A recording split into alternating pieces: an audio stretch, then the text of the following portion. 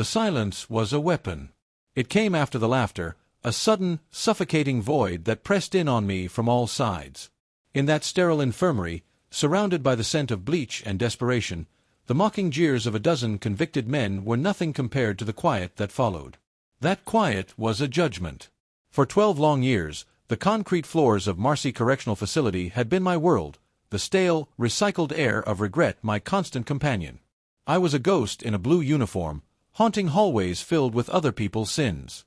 I'd learned to build walls inside myself, to witness horrors that would shatter a civilian soul and listen to threats that would make a battle-hardened soldier tremble. But on that day, the laughter wasn't just noise. It was a key, unlocking a door inside me that had been sealed for years. It lit a fuse that snaked back through a decade of compromises and swallowed injustices. They looked at me and saw a joke. A 42-year-old female officer, burned out, easily dismissed, someone they could walk all over. They had no idea they were just actors in a tragedy I was directing. They couldn't possibly know that the final act was about to begin, and it was designed to bring the entire corrupt circus crashing down around them. Before I continue, make sure to subscribe to the channel, turn on notifications, comment below, and leave your like. It helps a lot. Anyone on the outside assumes the greatest danger for a correctional officer comes from the inmates. It's an easy assumption to make, and it's not entirely untrue.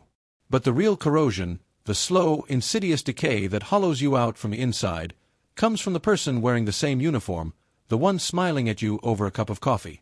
It's the psychological warfare, the constant grinding pressure that wears your soul down to a fine, gray powder. People talk about the invisible wounds of soldiers, and their respect is earned and deserved. But the war fought within these gray walls leaves scars just as deep, just as agonizing. They are simply wounds no one ever gets to see, hidden under a crisp uniform and a practiced stoic expression. My name is Anna Vance. For reasons that will soon become terrifyingly clear, some names, dates, and identifying details in this story have been altered. Marcy Correctional Facility is a very real place, a universe of its own with its own dark physics. The corruption that breathes in its vents and seeps through its walls is devastatingly real. But this is my story. It's the story of a man named Sergeant Mike Riley, a man who called me his protege while he built an empire on human misery. And it's the story of the day the laughter finally died in their throats, and the warden, a man who prided himself on knowing everything, froze in a state of utter, profound shock when he finally witnessed the truth I had been meticulously hiding from everyone, including him. Before we delve into the heart of that secret, let me tell you about the morning that changed everything. Section 1. The incident that lit the fuse. I still feel that cold in my bones. It was a specific kind of upstate New York cold that December specialized in, a damp, penetrating chill that no uniform could repel. It found its way into your marrow and stayed there. The holiday season was always a powder keg at Marcy. It amplified the restlessness among the inmate population, and the short, perpetually gray days seemed to deepen the stains of hopelessness on the walls. I was pulling the morning shift, my body already humming with the familiar, deep-seated exhaustion that had become my new normal. At 42, I often felt closer to 70. The lines etched around my eyes weren't from laughter. They were the intricate roadmaps of countless sleepless nights and soul-crushing double shifts. The call crackled over my radio just after 9 a.m. It sounded routine, mundane. An inmate transfer. A man named Robert Brooks was being moved from Mohawk, a medium-security facility nearby, to our infirmary for a medical workup. His file was a litany of warnings: lifer, high risk for violence, history of assaulting staff, volatile. The procedure was standard, by the book. Full escort team, 4-point restraints, cuffs, and leg shackles. I was assigned to lead the escort team. We met the transport van in the Sallyport, the cavernous bay where vehicles enter the prison's secure perimeter. The massive, groaning steel doors sealed behind us, locking us in with a deafening clang that always felt so final. Robert Brooks stepped out. He was tall, surprisingly lean, with wiry muscles under his orange jumpsuit. But it was his eyes that you noticed. They burned with a cold, intelligent fire, devoid of fear. Though he was heavily chained, he moved with an unnerving, arrogant swagger, a small, knowing smirk playing on his lips as if he were the one in charge of this whole affair. As we began the long walk toward the medical wing, a palpable tension settled over my team. The air grew thick, heavy. You see, The infirmary at Marcy was a place of carefully constructed paradoxes. For the sake of patient privacy, several of the examination rooms were designated camera-free zones. It was a necessary protocol, according to official policy. I had always called it what it was, a loophole. A deliberate blind spot. And in a place like Marcy, blind spots are where the most terrible things are allowed to fester and grow. We arrived at exam room 3. The air was sharp with a sterile chemical smell of bleach, a scent that could never quite cover the underlying odor of sickness and fear. My role was to supervise while my two partners, officers I'll call Davis and Miller, managed the prisoner. The nurse, a woman worn down by years in this place, waited with a syringe. The very instant they uncuffed one of Brooks's hands to allow for the blood draw, the atmosphere in the tiny room shifted. Brooks, who had been unervingly silent during the entire walk, began to speak. His voice was a low, menacing whisper, laced with venom. "You all enjoying the show?" he sneered, his burning eyes flicking from Davis to Miller, and then, finally, to me. "Playing tough guards with your shiny little badges. You're just as trapped in this place as I am, and you don't even see it."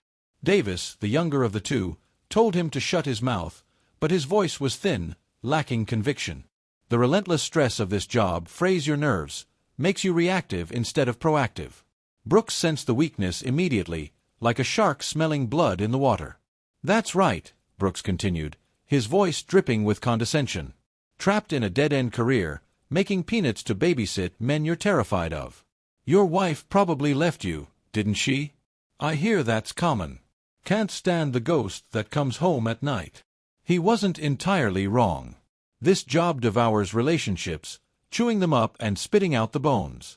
That's when Miller, an officer with a notoriously short fuse, finally snapped. He shoved Brooks. It wasn't a full-blown assault, but it was aggressive, unnecessary, and a flagrant violation of protocol. Brooks stumbled back, the chain on his free hand rattling as he slammed against the steel examination table. "I said shut it, you piece of scum."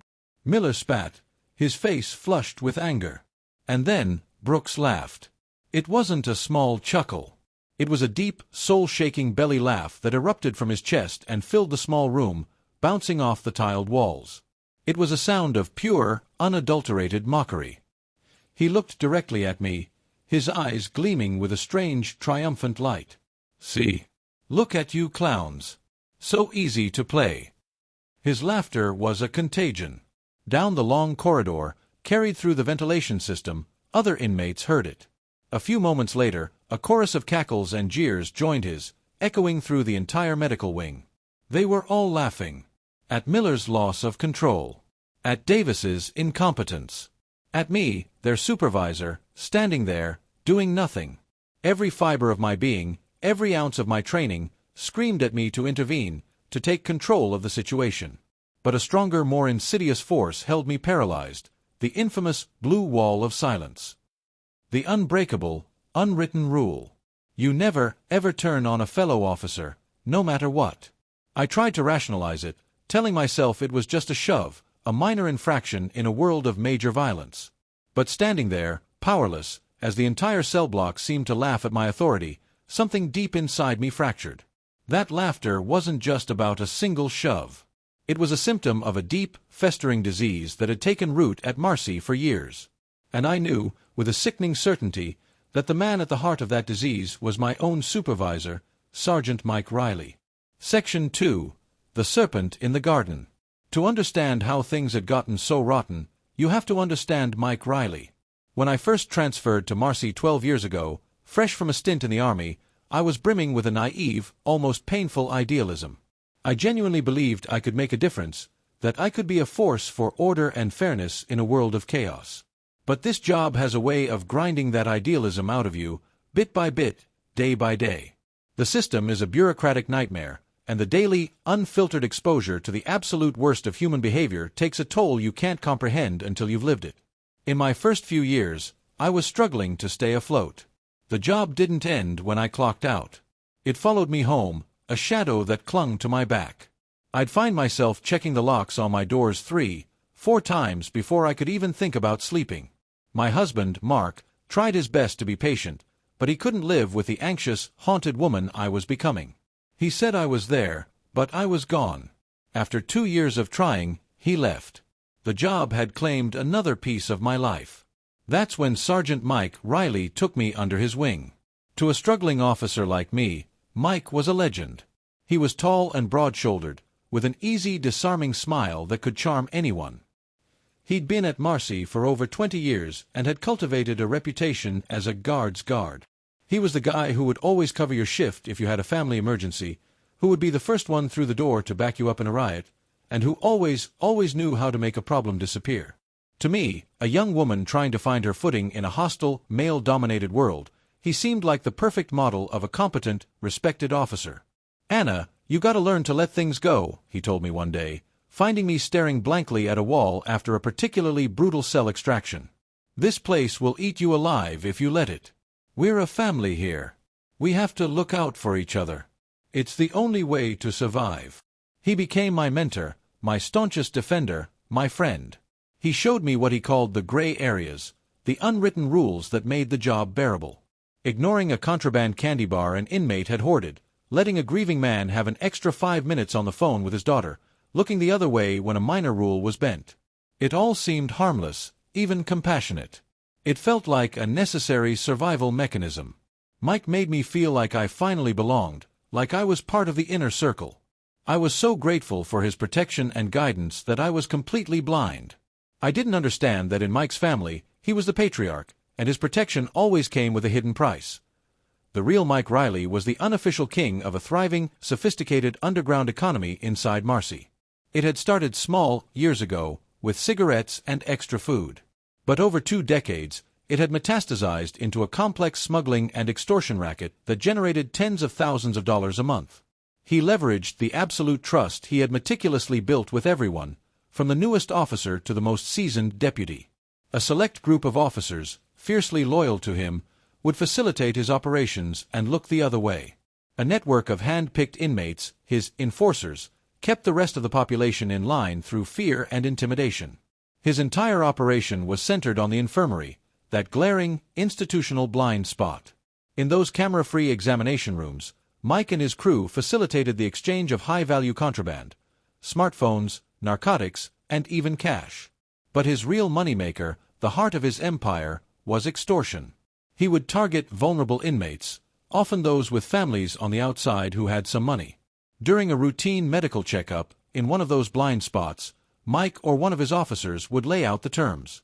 Pay a monthly protection fee, and your life inside Marcy would be manageable. You wouldn't be targeted, your cell wouldn't be constantly tossed, and you might even get a few perks. Refuse to pay, and a weapon might mysteriously appear under your mattress during the next facility-wide shakedown, earning you a trip to the solitary housing unit. Or worse. 4 years, I saw none of it.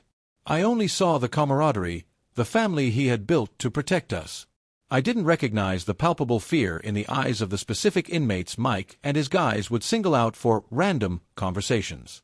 I didn't connect the dots. Mike wasn't just bending the rules for survival, he was shattering them for personal profit.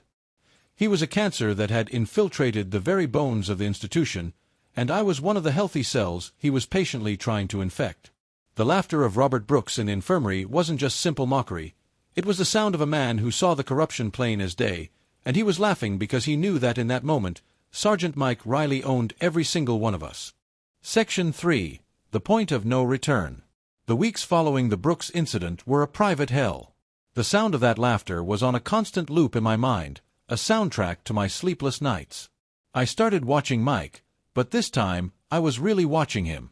And once my eyes were open, I saw the rot everywhere. A subtle, almost imperceptible nod to a specific officer as a certain inmate walked by. A tightly folded piece of paper discreetly passed from an inmate's meal tray into his pocket. The way some inmates would flinch when he approached, while others would greet him with a familiarity that was entirely out of place. I saw fear, and I saw conspiracy. The dam inside me finally broke one night about a month later. I was pulling a miserable double shift, exhausted and on edge.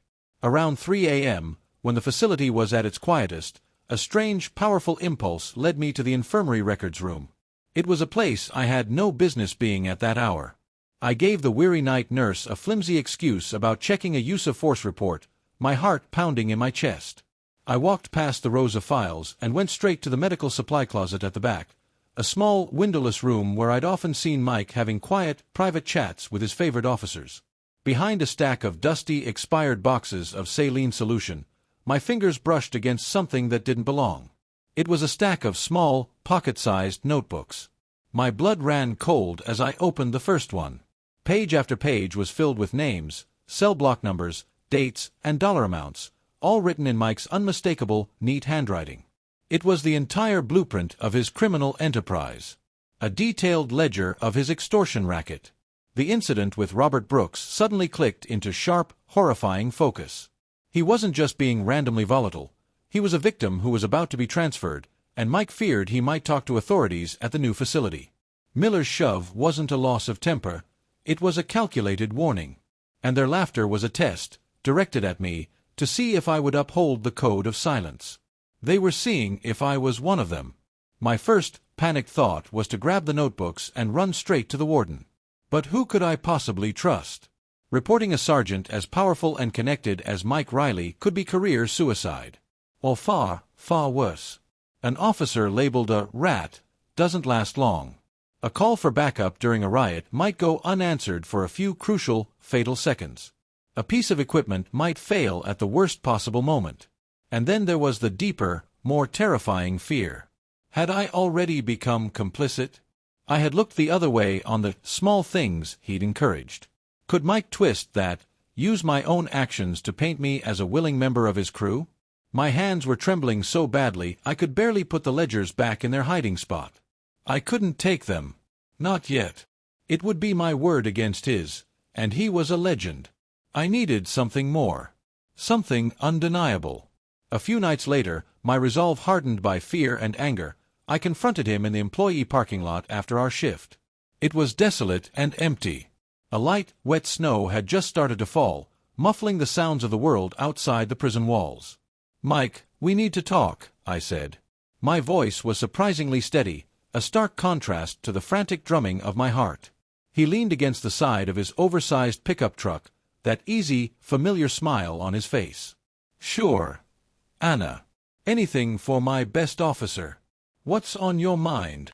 "I know what you're doing," I said flatly, my voice cutting through the cold air. "In the infirmary. I found the ledgers." His smile didn't just vanish, it was erased. His eyes went flat and cold, transforming his friendly face into the mask of a predator. "You've been snooping, Anna," he said softly, his voice dangerously low. "That's not smart. It's wrong, Mike. It has to stop." He let out a short, tired, patronizing laugh. He pushed himself off his truck and walked toward me, closing the space between us. He clapped a heavy, proprietary hand on my shoulder. "Wrong? Anna, this is how the world works. It's how this place works. There are wolves, and there are sheep. I decided a long, long time ago that I wasn't going to be a sheep. I thought you were smart enough to see that too. You're running an extortion racket on men who have nothing," I shot back, my voice trembling with rage. "I'm giving them a choice," he corrected me smoothly. "I'm offering them a service. What's the real harm? You think the warden gives a single thought to these guys? You think the state cares? We're the ones in the trenches, risking our necks every single day. Why shouldn't we get a little extra for our trouble?" He leaned in closer, his voice dropping to an intimate whisper. "You think you're clean, Anna? You've looked the other way. You're already in it. You just haven't been getting paid. So now you have a choice. You can stand with your family, the people who protect you, and finally take your cut, or you can try to be a hero. And heroes don't last long in a place like this." He took his hand off my shoulder and walked away, leaving me standing alone in the falling snow. His threat hung in the frigid air, a promise of what would happen if I made the wrong choice. The temptation was nauseatingly real. A cut of the profits would change my life. I could pay off my debts, maybe even buy a small house far away from this place. All I had to do was keep looking the other way, just as I had been. But then I thought of the woman I was 12 years ago, the one who put on this uniform with a sense of purpose. This was no longer about right versus wrong.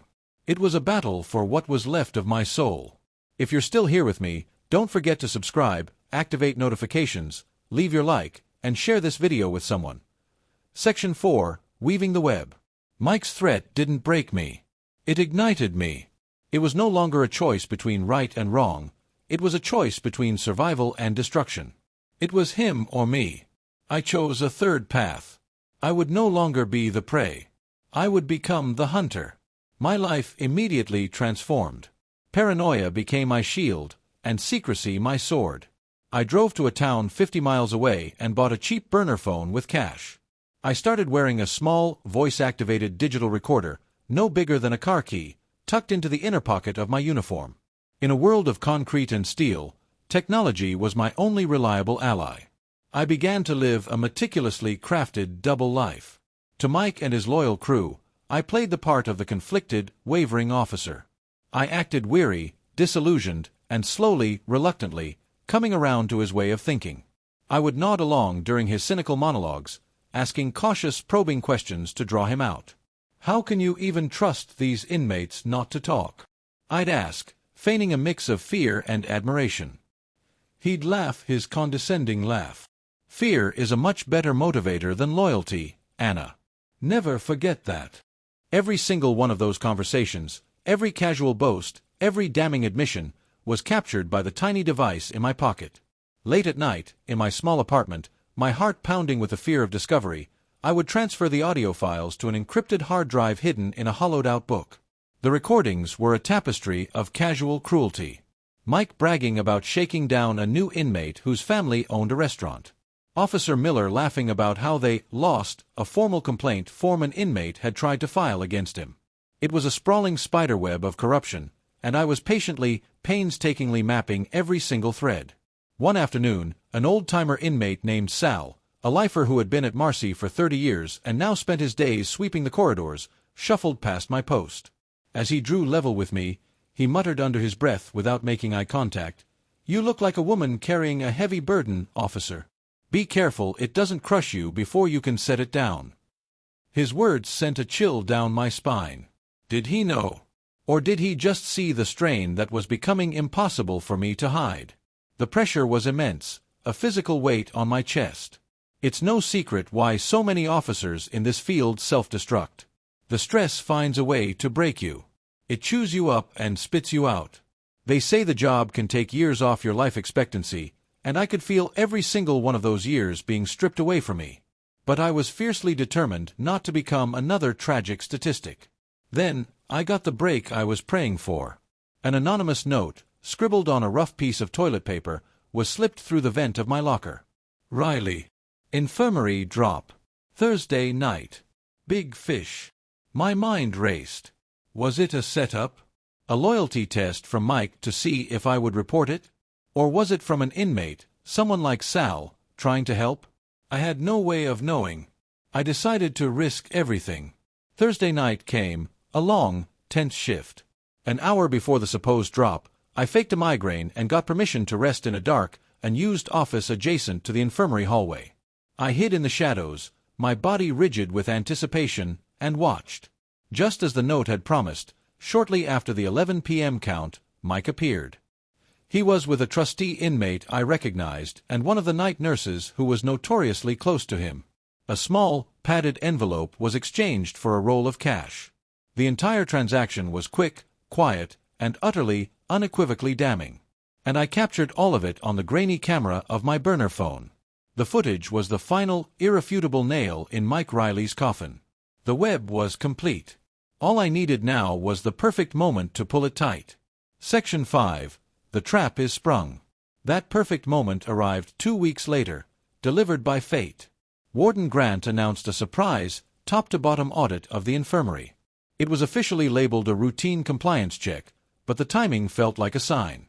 Mike was the picture of unbothered confidence, strolling into the infirmary, cracking jokes with the staff. He clapped me on the back as he passed, a gesture that made my skin crawl. "Just another dog and pony show, Anna. Nothing for us to worry about." He genuinely thought I was one of them now. He had absolutely no idea that the ground was about to crack open and swallow him whole. I could feel the folded copies of the ledger pages I had tucked into my boot, a heavy, tangible reminder of the bomb I was about to detonate. The audit proceeded at a crawl. The warden, Elias Grant, was there in person, a rare and intimidating sight that put everyone on edge. Then, as auditors were reviewing prescription logs, the main doors to the infirmary swung open. 2 officers were wheeling an inmate in a wheelchair for a scheduled follow-up. My breath caught in my throat. It was Robert Brooks. His sharp eyes scanned the crowded room and then locked onto mine. A slow, knowing smile spread across his face. He looked at Mike, who barely gave him a glance, and then his gaze returned to me. Under his breath, just loud enough for those of us standing nearby to hear, he muttered one word. "Showtime." The air in the room seemed to crackle with electricity. Brooks then turned his attention to Davis and Miller, the 2 officers who had shoved him weeks earlier.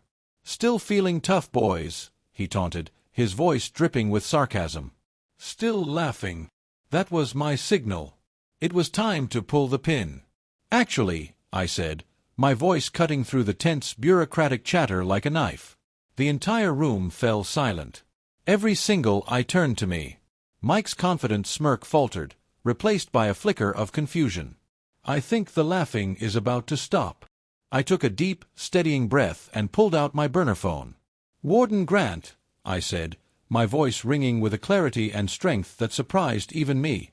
"For the past 6 months, Sergeant Riley has been operating a criminal enterprise out of this facility." A wave of audible gasps rippled through the room. Mike's face went white with shock and rage.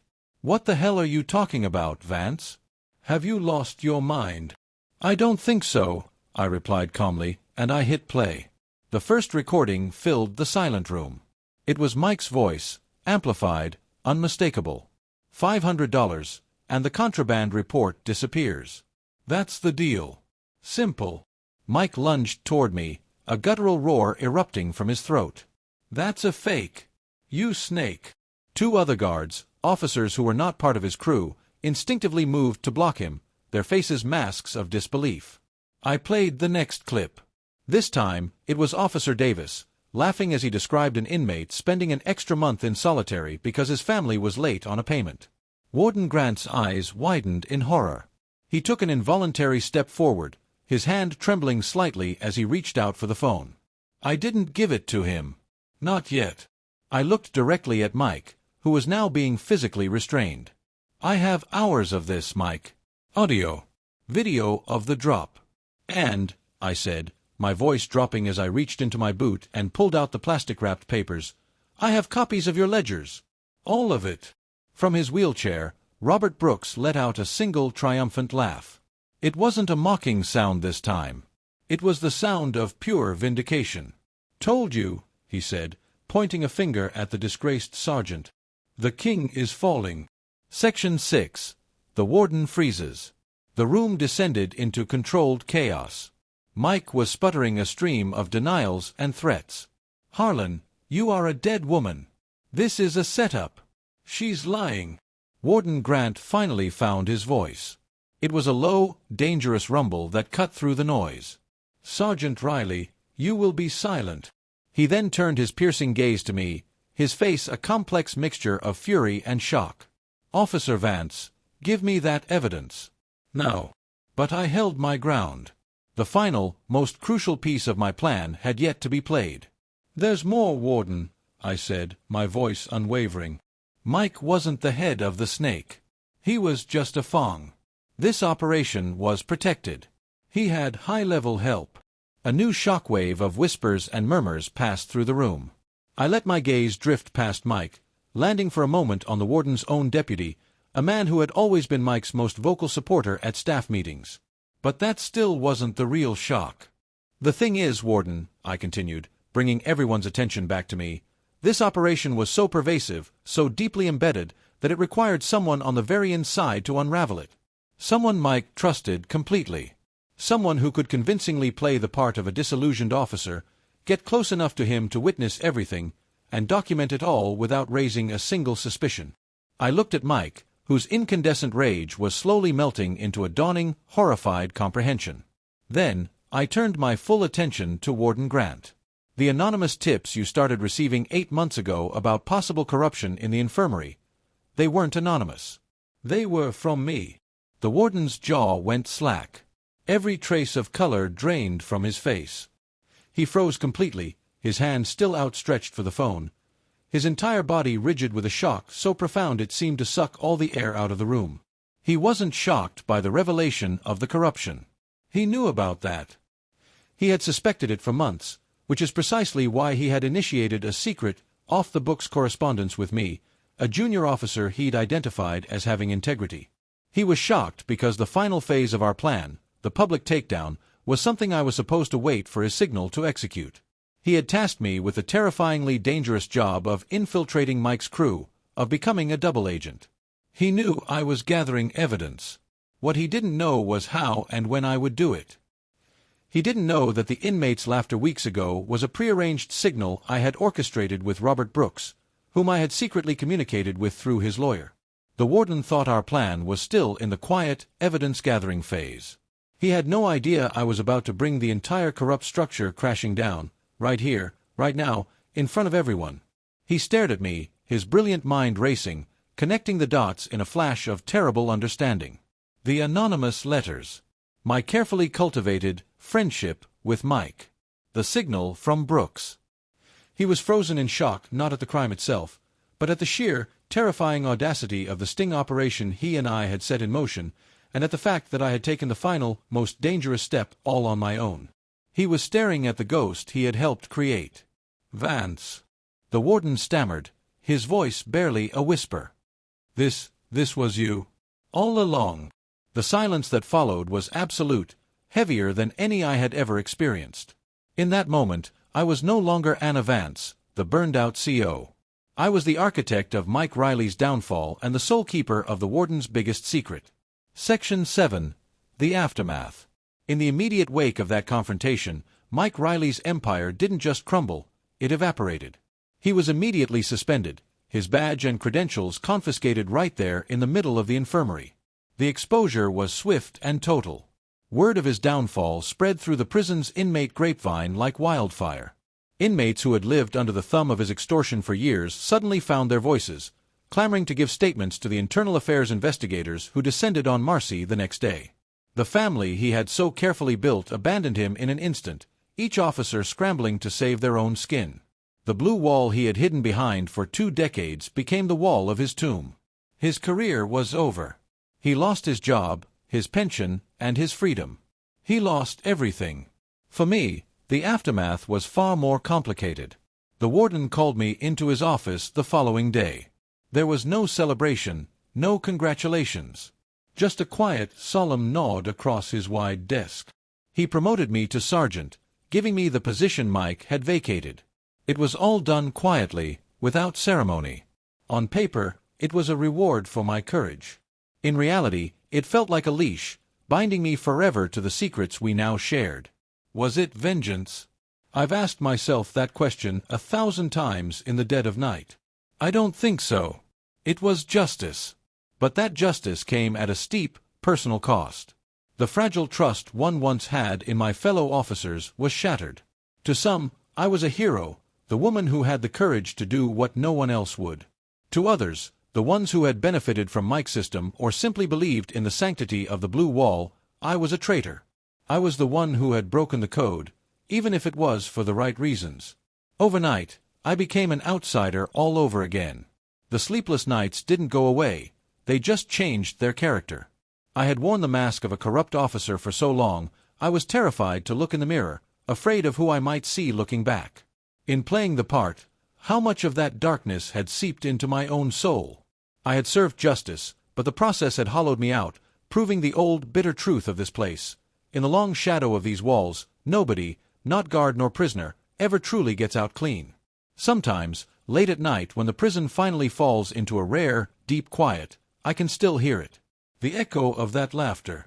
It isn't mocking anymore. It's a reminder. A reminder that power is always fragile, that corruption inevitably breeds its own destruction, and that sometimes, the simple, unvarnished truth is a weapon powerful enough to make even the strongest and most corrupt men freeze in utter shock. Oh, was justice truly served that day? Or did I have to become a monster in order to fight one? I still don't have the answer. I'll let you be the judge of that. Tell me what you think in the comments below. Did I go too far, or was it the only way to cleanse a system so thoroughly poisoned? Thank you for listening to my story. Please subscribe to the channel, turn on notifications, comment below, leave your like, and share this video with others.